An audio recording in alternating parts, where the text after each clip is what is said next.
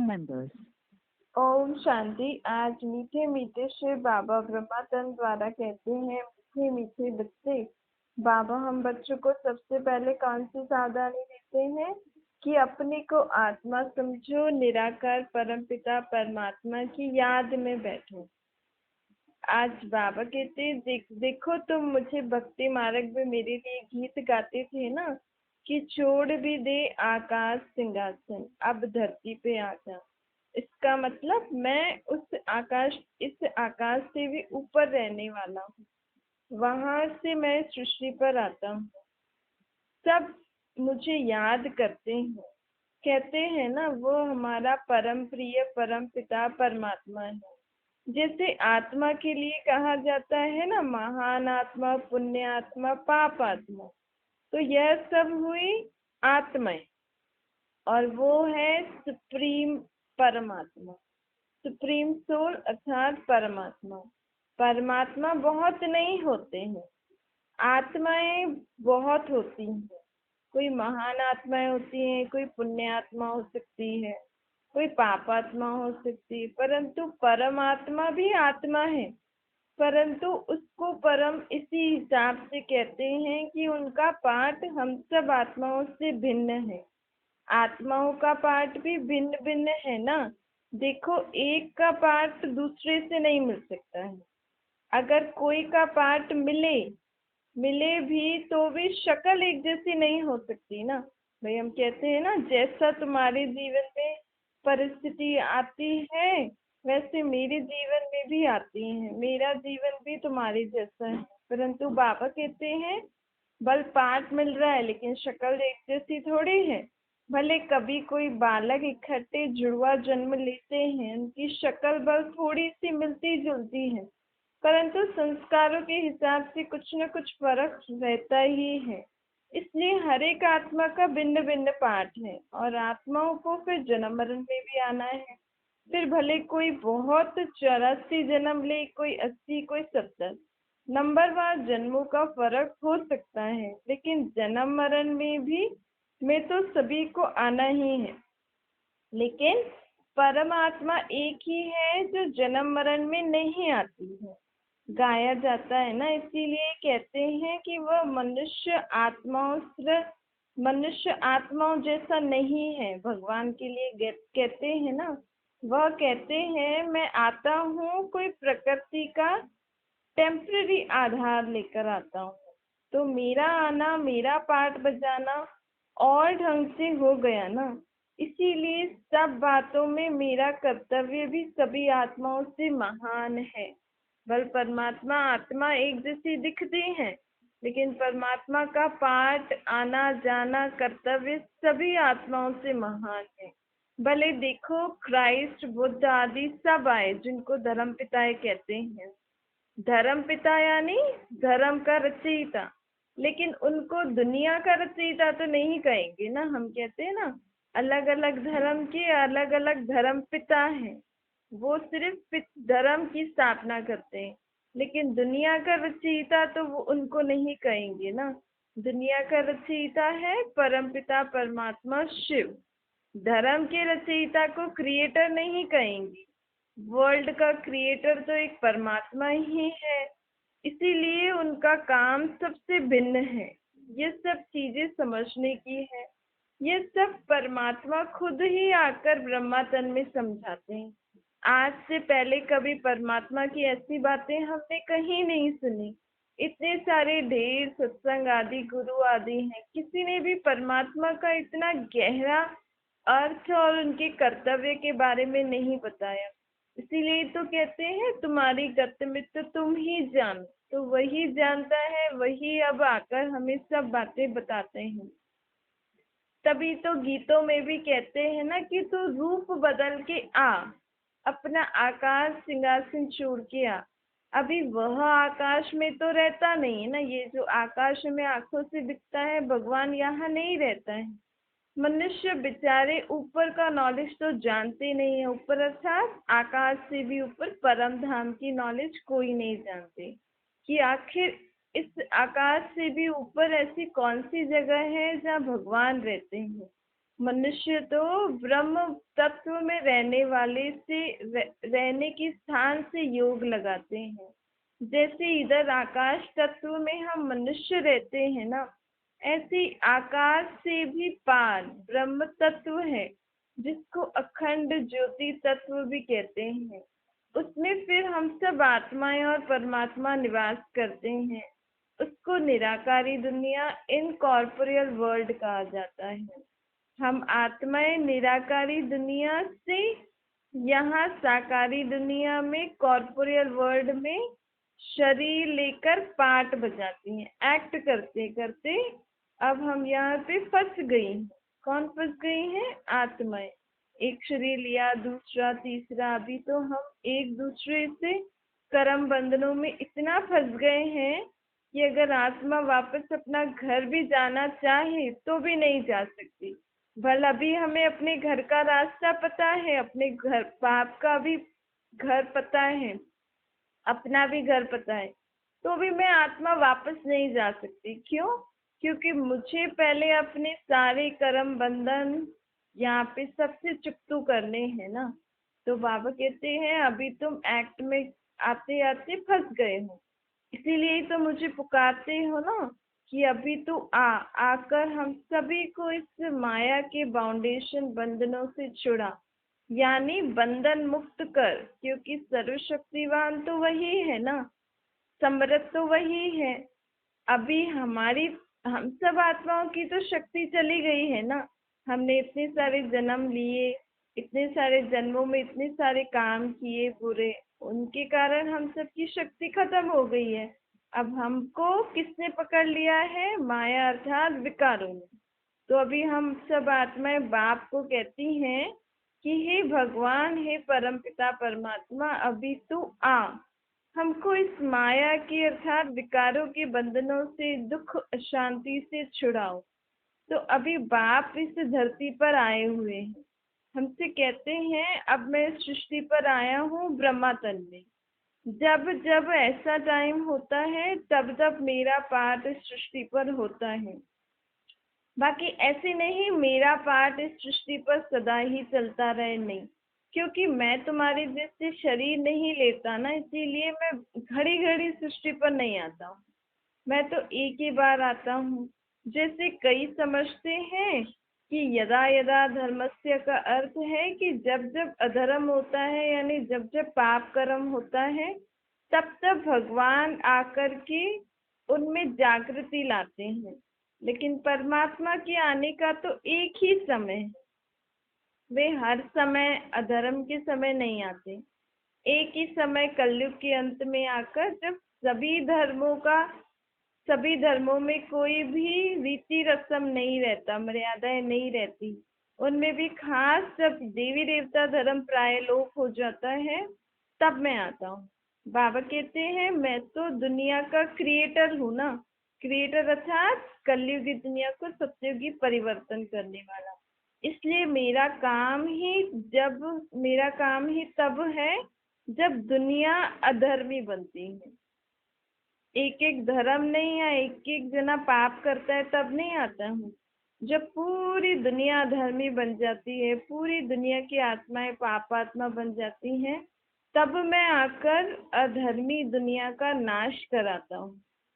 एक आदमी के अधर्म की बात नहीं है, कभी किसी को अधर्म नाश करूं, कभी किसी का अधर्म नाश करूं, नहीं।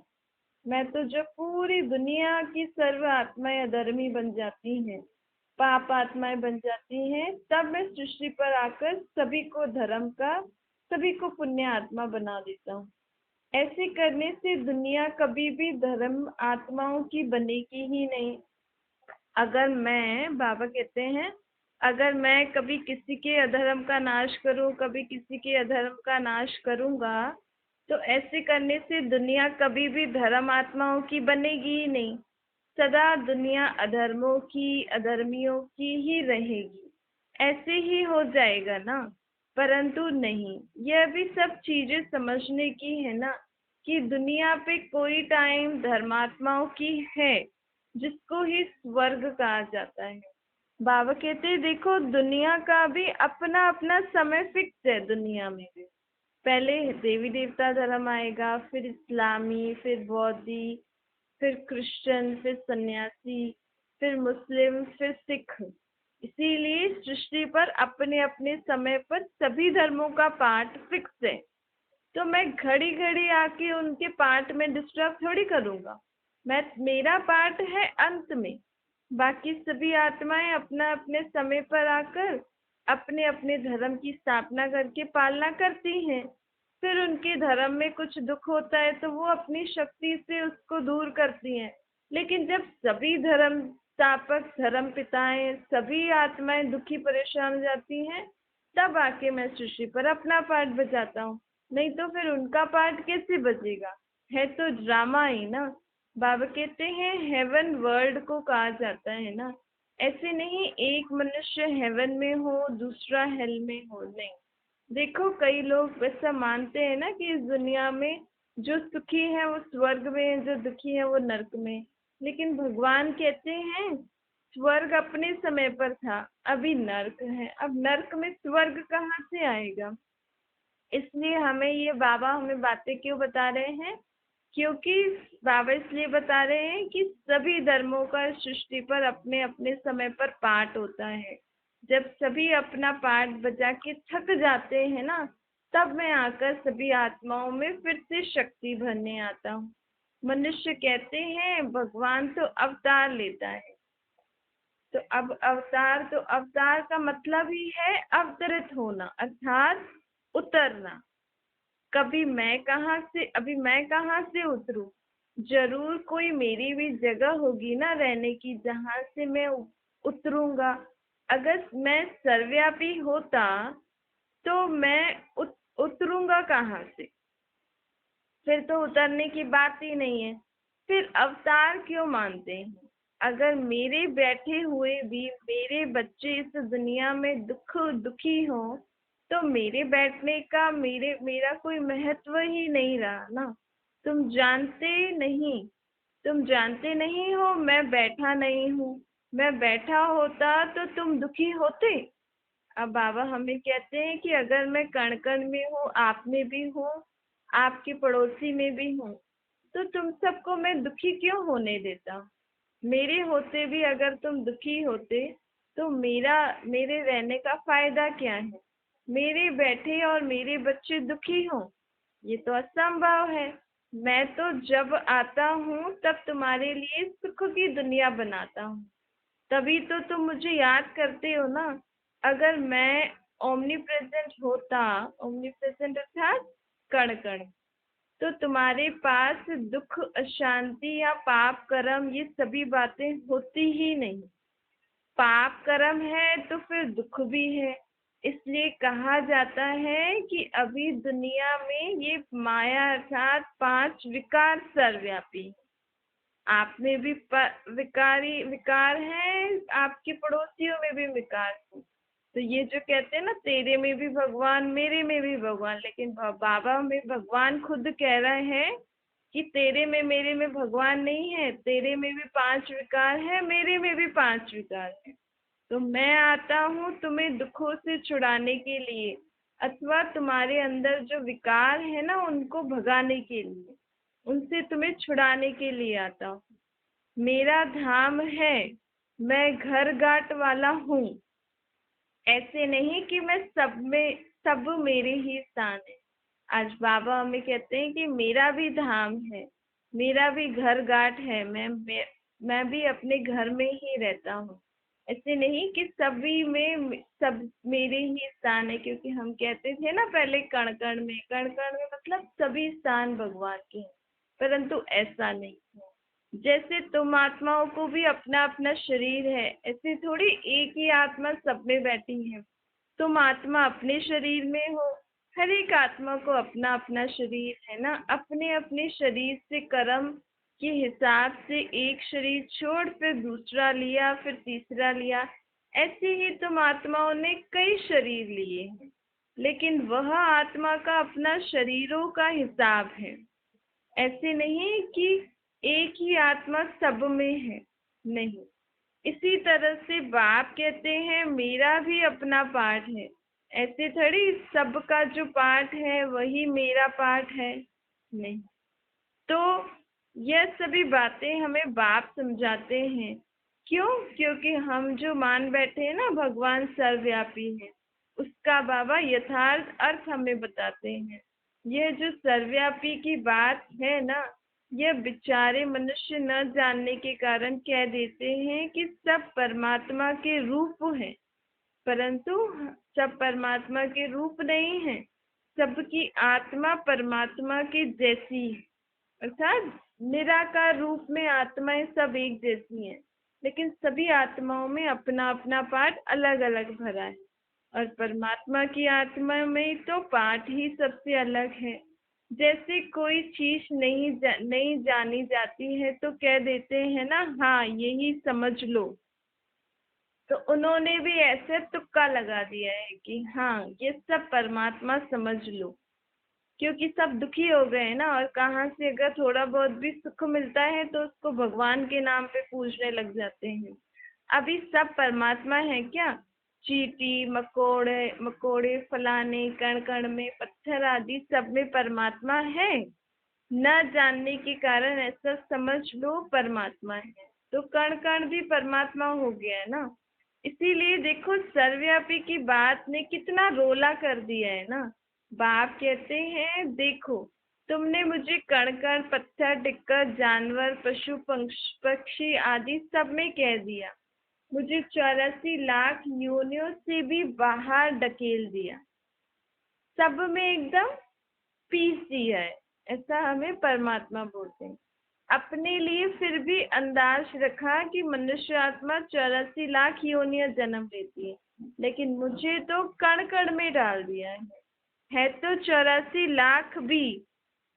बाबा कहते हैं कि 84 लाख जन्म नहीं लेते, 84 अक्षर ठीक है, हम 84 लाख नहीं 84 जन्म लेते हैं।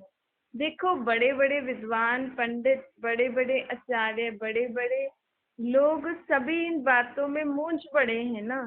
इसीलिए ही मैं निराकार परमात्मा आकर तुम सबको समझाता हूँ, क्योंकि तुम इन पुरानी बातों में इतने मूंझ गए हो कि मेरे से बहुत दूर हो गए।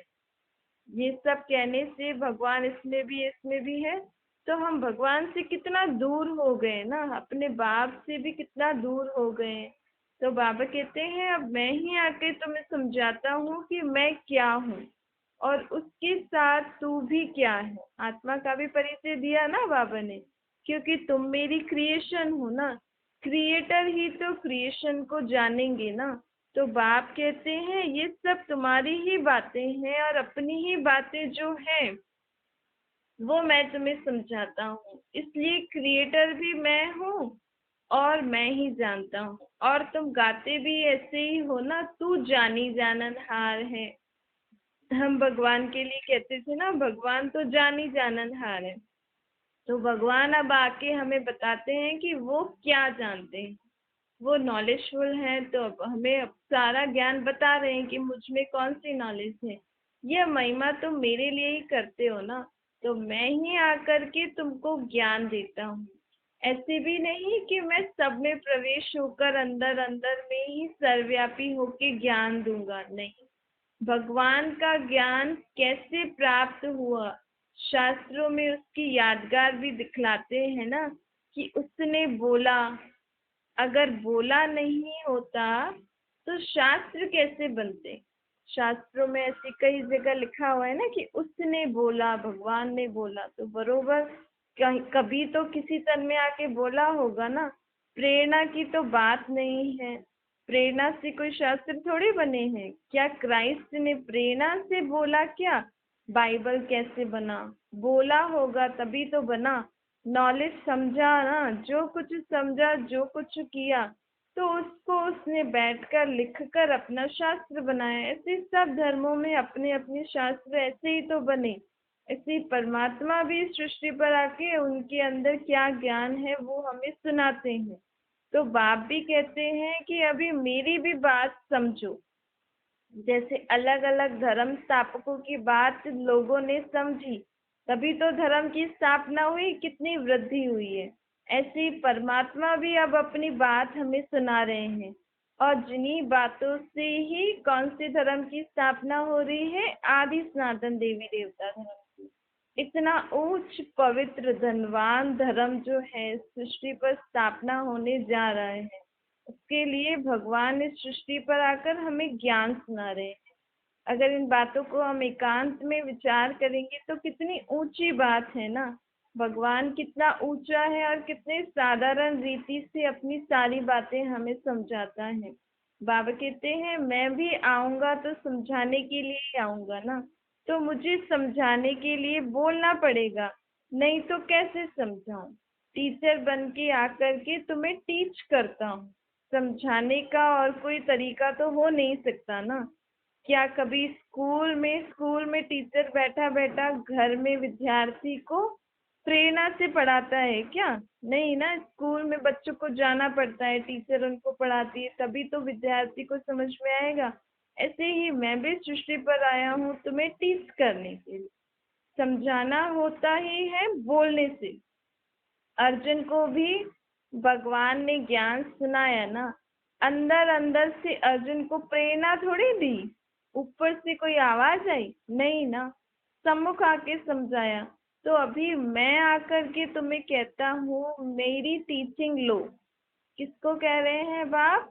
परमात्मा टीचर बन के आत्माओं को कहते हैं कि मैं जो तुम्हें शिक्षा दे रहा हूँ उसको सुनो, समझो और जीवन में धारण करो, फिर उसको अमल में लाओ।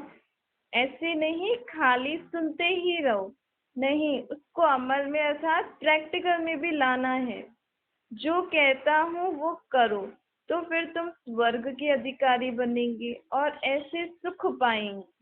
ठीक है ना, सारा मदार प्रैक्टिकल लाइफ के ऊपर है, जहाँ पे बाबा हमें हर चीज बता के हमसे कहते हैं कि इसको समझो, एकांत में बैठकर इसका विचार करो और इन सभी बातों को अपने कर्मों में लाओ।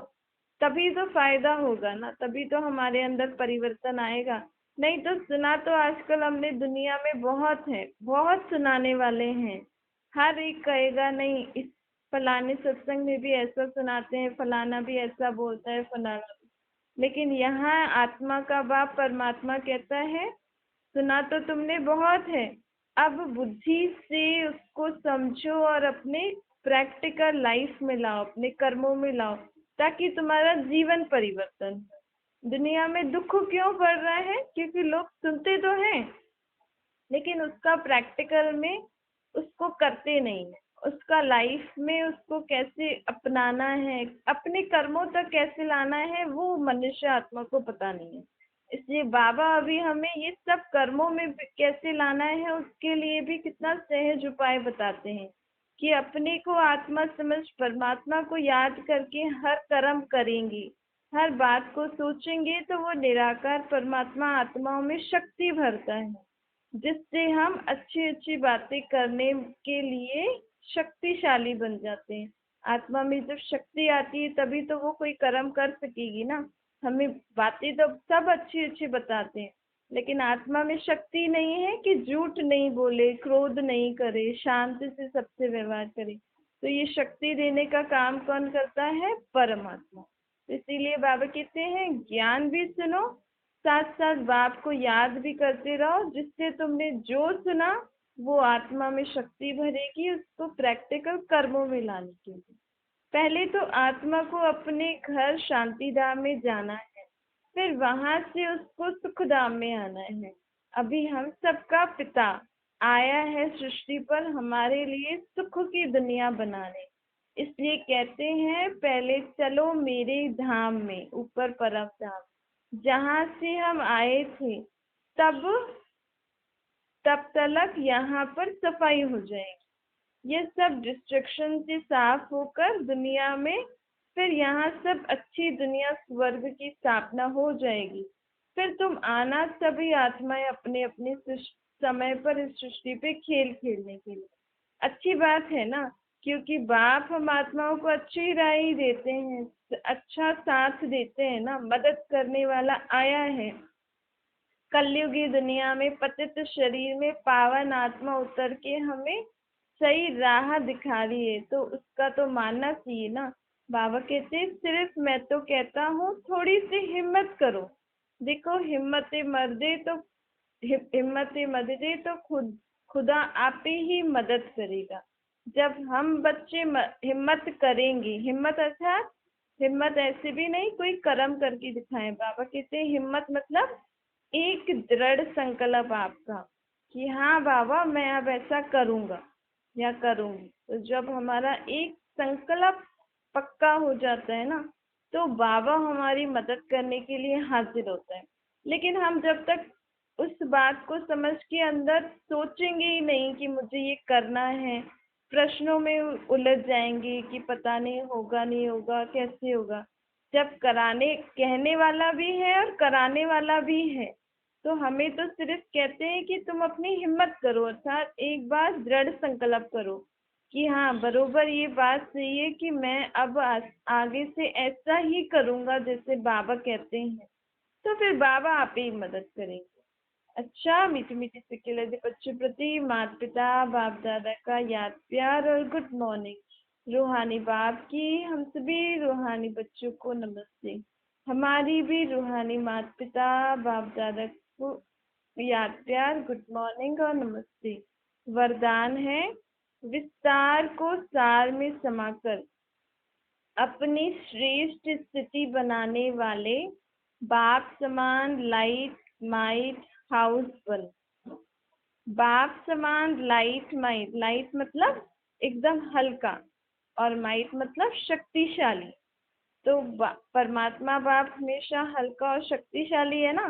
तो हमें भी कहते हैं कि बच्चे तुम भी बाप समान लाइट और माइट हाउस बनने के लिए कोई भी बात अगर देखते हो व सुनते हो तो उसके सार को जानकर एक सेकंड में समा देना व परिवर्तन करने का अभ्यास करो।